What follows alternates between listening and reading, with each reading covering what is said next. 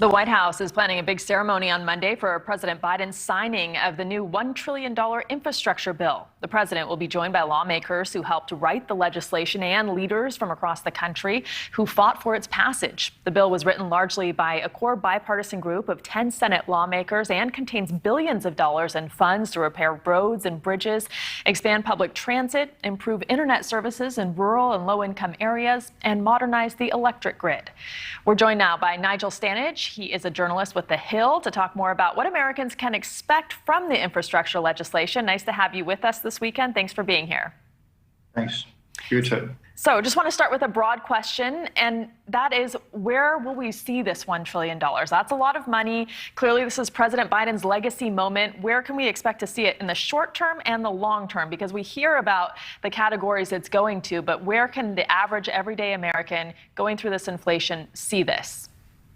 I think one of the first areas you're going to see it is in the idea of resurfacing roads and improving existing roads.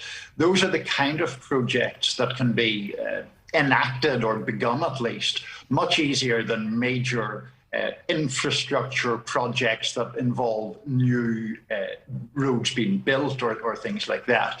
But it is going to take a while. I mean, just by way of comparison, when President Obama passed the stimulus bill in the midst of the Great Recession, it had only about 10% of the funds were spent on transport within the first 6 months. So people shouldn't be expecting to wake up in a week's time and see new roads developing. And the president has promised this will help fix the supply chain problems. How so and when? I think that's what everyone wants to know. When?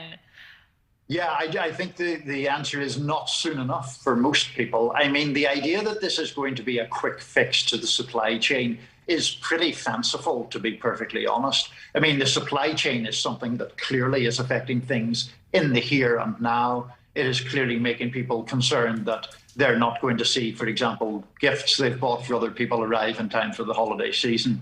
Nothing in the infrastructure bill is going to change that. There's a longer term argument to be made that by improving roads, bridges, waterways, you make infrastructure better. But that's not going to help people's holiday presents get here on time this year. So taken in combination with this inflation that we're experiencing and with a record number of Americans quitting their jobs, how should we look at this holistically, the interconnectedness of all of this and how it relates to this legislation? Well, I mean, there is a question about whether all of this spending could increase inflation to some degree. Most experts believe it could, but by a comparatively modest amount. Now, obviously, inflation is a big problem for the Biden administration. It's up to 6%. It's the highest in 30 years. So, any increase on that kind of level is politically problematic. And I think that's something that's going to be watched pretty closely. And let's go back to the reason this took so long. We all were waiting for a very long time covering this, and that was the rift within the Democratic Party. It came down to the $1.75 trillion social safety net and the climate package with the more liberal wing, the more progressive wing of the party. How is that looking now? Because unlike the infrastructure package, this one is opposed by every single Republican. It's not bipartisan at all.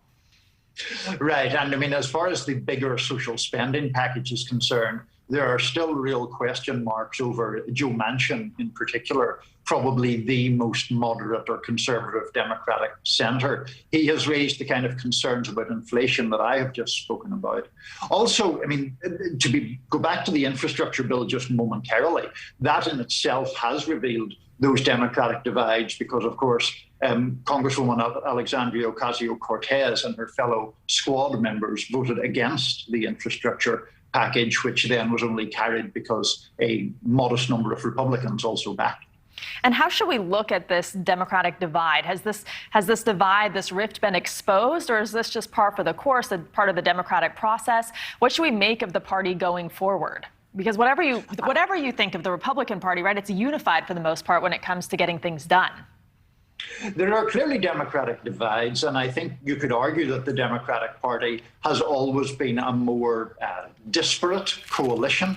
I mean, I just mentioned Congresswoman Ocasio-Cortez. She has said that in most European countries, she wouldn't be in the same party as President Biden. I think that's probably true. So those divides are long-standing. They have become more aggressive or a bit more angry during this whole debate, and they're certainly not going to go away anytime soon. All right, Niall, thank you very much for joining us. Thank you.